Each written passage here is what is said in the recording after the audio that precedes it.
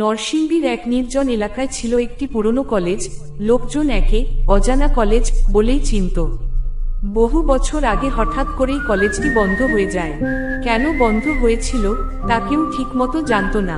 গ্রামের মানুষ শুধু বলতো ওখানে কিছু একটা অশুভ আছে।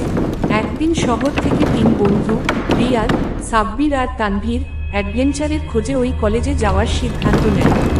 তারা বিকেলের দিকে পৌঁছায়। সূর্য তখন ডুবতে বসেছে আর চারপাশে অদ্ভুত নীরবতা।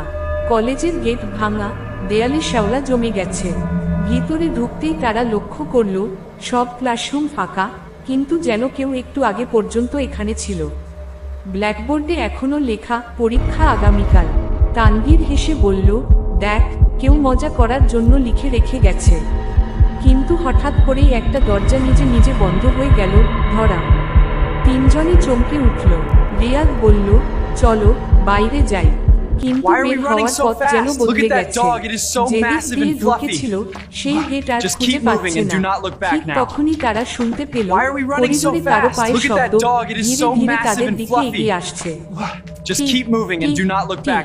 সাব্বির কাপা গলায় বলল, কে ওখানে?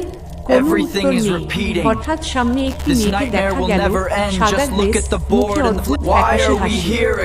মেয়েটি ধীরে ধীরে বলল, তোমরা কি পরীক্ষা দিতে এসেছো? তানভীর বলল, না, আমরা তো।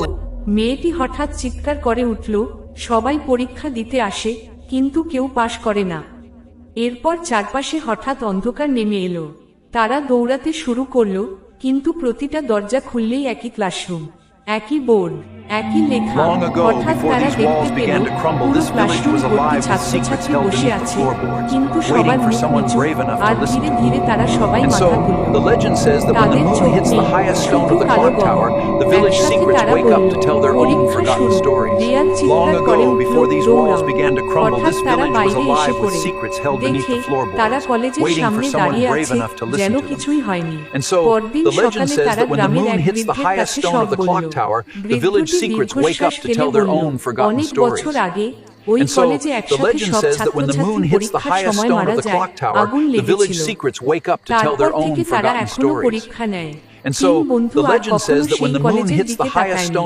কিন্তু আজও রাতে কেউ যদি ওই কলেজের পাশ দিয়ে যায়, তবে ভেতর থেকে